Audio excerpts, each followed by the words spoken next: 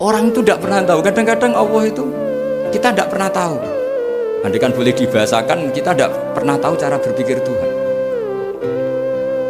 Jadi Allah itu zat yang mau, ya itu tadi otoritasnya penuh. Makanya saya pernah cerita di mana-mana, di kitab-kitab yang saya baca itu ada 2 orang yang ahli neraka, sudah di neraka. Ini sekaligus ijazah, saya ulang lagi sekaligus ijazah, bisa dipraktekkan nanti itu. Setelah itu 2 orang ini dipanggil ke surga sama Allah. Allah itu tanyanya ya aneh, enak di neraka? Ya udah enak habis di neraka. Ya gak enak habis di neraka, kok ditanya enak enggak, ya gak enak. Ya sudah, kembali lagi ke neraka. Lari sekencang-kencang, lari menuju neraka. Lari. Sama Allah dipanggil lagi. Loh, kenapa kamu semangat?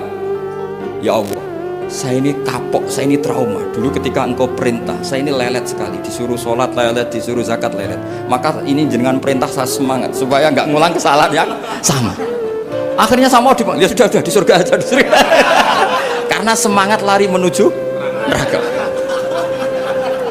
Maka ini ijazah nanti kalau di mahsyar ya, kamu dipanggil, ayo masuk neraka, harus apa? Semangat, semangat, harus semangat. Oke Gusti, semangat. Lah repotnya kalau nggak dipanggil lagi. Akhirnya barokahnya semangat itu dia di surga. Kita tidak pernah tahu cara berpikir Tuhan, nanti kan boleh dibahasakan seperti itu. Yang satu, ayo kembali lagi ke neraka. Tolah itu, jalan oleh lagi. Sampai itu gak semangat oleh lagi. Terus ditanya sama, kenapa kamu tolah gitu? Saya tidak pernah ngira ya Allah, ketika engkau panggil di surga, kemudian engkau kembalikan lagi ke neraka. Ya sudah, kamu di surga saja. Barokahnya husnudzon. Jadi Tuhan itu unik. Makanya dalam tradisi ulama itu ad-dinu ar-riwayah, agama itu riwayat. Sebagian diredaksikan inna hadzal ilma dinun fanzuru amman ta'khuduna dinakum. Agama ini, ilmu ini agama, maka lihat riwayatnya. Karena kita tidak pernah tahu cara berpikir Tuhan. Kita harus mengikuti riwayat yang diutarakan Rasulullah SAW. Karena kita tidak pernah tahu. Kayak tadi ada orang diinjek, kita mesti kan terprovokasi ingin bela yang sujud menyalahkan yang injek.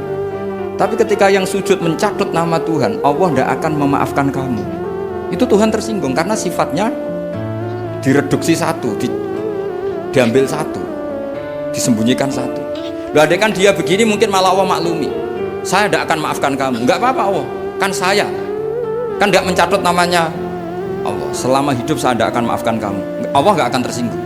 Karena dia sebagai manusia tentu punya dendam, punya rasa mangkel, punya emosi. Tapi kalau ketika bilang Allah tidak akan maafkan kamu, berarti dia mencatut statusnya Allah.